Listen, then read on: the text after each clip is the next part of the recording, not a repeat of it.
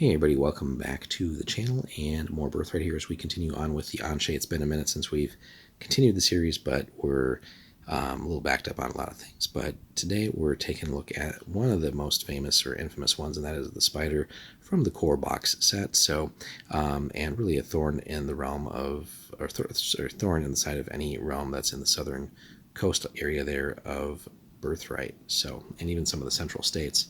So, and he has one of the most interesting stories too, but also one of the more formidable Anshe to deal with. So, the elves are elitists who think they're the only beings worthy of the gift of life. Bigoted attitudes like that must be exterminated, and I dedicated my life to removing fanatics from my land.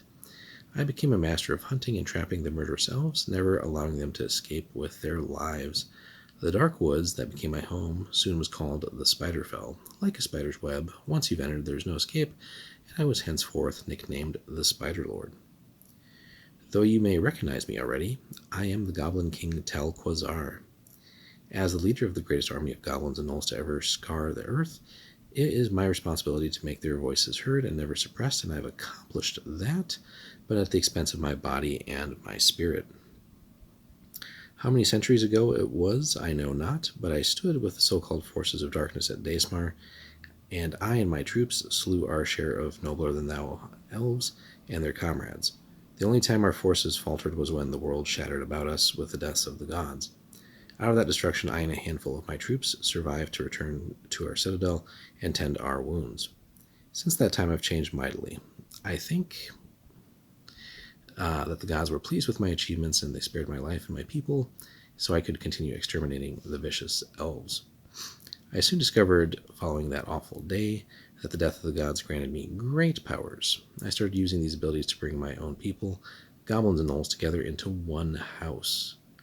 Some formerly loyal henchmen turned on me. Using power of their own they garnered at Daesmar, but my wits and superior power allowed me to slay them and claim their power as well. After a few examples of what had happened to those who turned on Tel Quasar, my plans began to work. Goblin and Gnoll worked side by side, coordinating their strikes and raids, meeting with incredible success. Unfortunately, these successes all came with a price, and I paid that price. As I used my powers, my body started to change. If I didn't use my power, the changes ceased but didn't reverse. I tried to refrain from using my new abilities, but others rose up from the ranks to challenge my position, and I was forced to use the powers to retain my station. After killing the last sub-chieftain who stood with me at Daesmar, I noticed a great change in power and shape. My body was actually shifting to earn me a new nickname, the Spider. After the changes slowed to a crawl, I was no longer goblin, but much, much more. I had the multiple legs and pedipalps of a spider, with my own legs converted into spider legs as well. My torso was now more strongly muscled and powerful, and it sat upon a stable frame like a proud beacon on a shoreline. My hands became claws, so massive and sharp I could trim small trees, disloyal goblins, and spying elves with a second's effort. I control the giant spiders of my woods as easily as I command my goblins, and I now literally spit the webs of intrigue that gained me the name Spider Lord at the beginning. To hear those whining fools in surrounding Annuir say I'm mad and a corruption of nature makes me smile at their hypocrisy. They covet this power. If they could have it, they would welcome the changes that come with it. I believe it rankles them that they cannot control Tel Quasar's stronghold. So there's that little backstory on him, and I like that the way they do the entries by and large in this Blood Enemies book is like these first-hand interviews, as if that could ever happen, but they're still pretty fun nonetheless to hear a little bit from the creature's perspectives. The spider is one of the most gruesome-looking Anshe still alive today, and the least sane creature in Annuir. Its spider-like frame, cunning madness, and abhorrent need to kill elves and anyone who stands in its way make it even more repellent than it ever was simply Tel Quasar, the Goblin King. The above interview was transcribed over 200 years ago. It was the last civil audience given by the spider before his mind was lost. Certain questions and rumors regarding this dangerous Anshe, however, have been raised recently. A small number of tomes, including one called Theron's Torment, which was recently found in Endir, mention the spider as a corrupt, evil elf out to assassinate the Goblin King Tel Quasar. They say Talquazar returned from Daesmar flushed with power and overconfidence and easily fell to the killer's knife. During the murder, this unnamed elf was invested with the spider's Azrai-tainted blood and energy, and the power shifted swiftly, shifted him into the form of the spider as it's known today. In his research and studies of Anshe bloodlines, a scribe named Thessalonius of Bindier discovered a tattered and dry rotted bundle of scrolls in a cave near the Straits of Arel. The original scrolls are preserved, but they're incredibly old and fragile. Some associates estimate the bundle is at least 400 years old, so he copied their contents into a journal. This transcript is the only existing copy of that writing. The document, now known as the Arel Scroll, seemed to be a collection of information on early shipping and trade along the Straits of Arel and the Gulf of Coronase, including a few notes on where certain ships sank. Its interest to Thessalonius and us lies in a short reference to a human named Talquazar, the widely accepted original name of the spider. According to this chronicle, Talquazar was an avaricious and ruthless spice merchant who sailed along the southern coast of the continent looking for the quickest profit possible. His greed caused him to swindle a haphazard magician self named the Impeccable Bordef out of a great sum of money and a sizable shipment of herbs and spices. The magician retaliated by placing a very powerful curse on Talquazar and turned the wretched, miserable, and selfish Talquazar into his present form as the spider. Now, there's other undocumented stories and rumors about the spider attribute just about any ill or bad happening around the Spiderfell to it. Plagues in Gore, Medoir, Rosone are caused by its breath. The fishing is bad in the Spider River because the spider fouled it in the spring. Almost as many ills are blamed on the spider as are on the Gorgon, right? So just a lot of superstitions and rumors because, well, very few have seen it in person, much less lived to tell the tale. So, as far as stat lines go, right, we got quite a bit going on there. So, intelligence at 11, basically active whenever. Carnivore, of course, chaotic evil, all makes sense. Movement's 15, 7 feet tall and 7 feet long, just to give you an idea. Now, in the old armor class system, the body is at -2, so really looking at like a 22, and the underbelly, if we convert it, would be something like a 16. 81 hit points, saves as a level 13 fighter. Thaco doesn't exist anymore, but 3 attacks, claws and bite, or a web attack. The claws themselves are D10, and then D6 for the bite, but where it really gets nasty is the special attacks defenses. Has a huge jump, poisonous bite, and web. It certainly regenerates. Has spittle as well, which we'll talk about. Has a built-in magic resistance. Absolutely fearless. And look at that, like, bloodline there. 95 true Azrai, so like really one of the closest to Azrai. Has animal affinity for spiders, of course, at the great level. Great blood form, great invulnerability, long life, and major regeneration. So everything at the great level, so very, very strong on those. And is worth 14,000 XP. So, it's not the most powerful Anshe, but it's still a powerful foe. With its spider legs, it can move quickly from side to side, easily dodging attacks, and it has powerful claws and bite with razor-sharp teeth. If it successfully bites an enemy, they have to take a saving throw versus poison at -2 or die. So there you go. It doesn't have to inflict huge amounts of damage when it has certain attacks like that.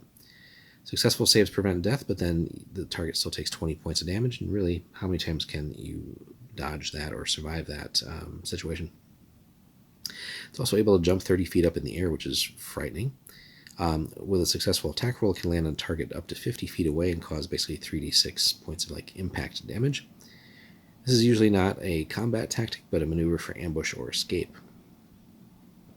The body has spinnerets in its tail to emit a single strand of web behind, where it actually spins a full web. Covers a 40 by 40 by 40 area. It basically just holds any thing in that as if it was a web spell. And the tough part is the web can't be burned away, but it dissolves after, as you can see here, D20 plus 20 hours. So literally at least 21 hours. You're stuck there. Now, if it's in serious danger, it uses a spray of blinding spittle to escape. So that can hit 3 individuals up to 15 feet away with a successful attack roll for each victim, and basically just blinds them for D6 turns. Now, if the save is failed, it also causes D6 points of damage after a round. The eyes can be immediately flushed with water to prevent the damage, but not the blindness.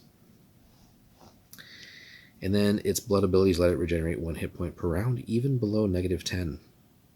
It can also regenerate entire limbs with its invulnerability. It's almost impossible to kill as well.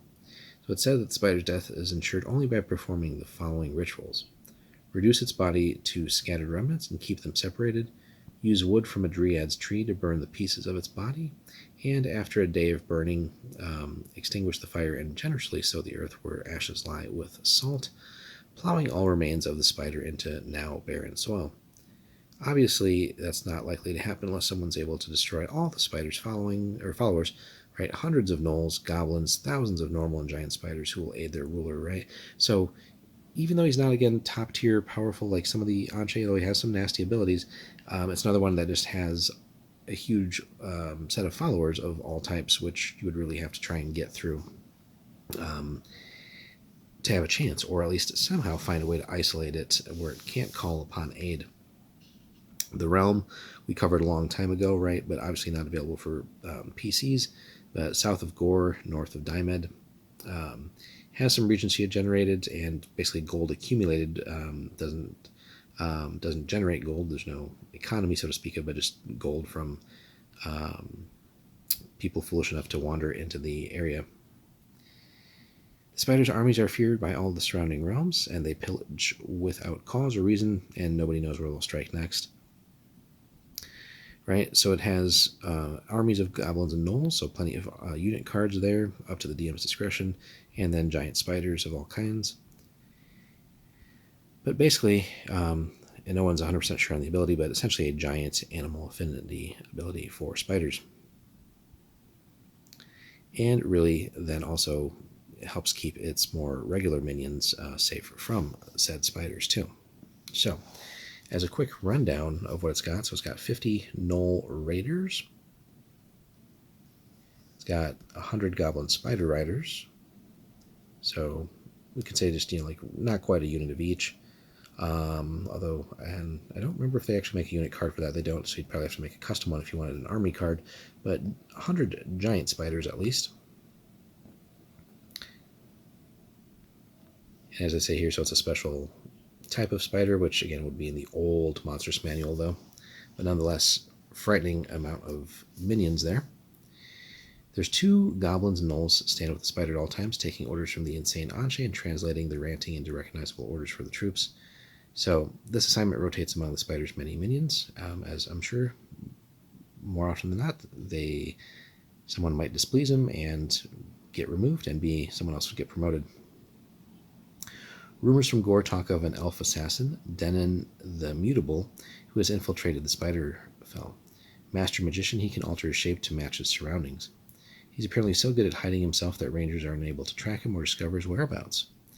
And since no one has found that elf, even those interested in helping his cause, there's no knowing the story's accuracy. Now, if an adventuring party or team of assassins could ever find this elf and gain his trust, assuming he exists, they might discover exactly how he plans on executing the spider.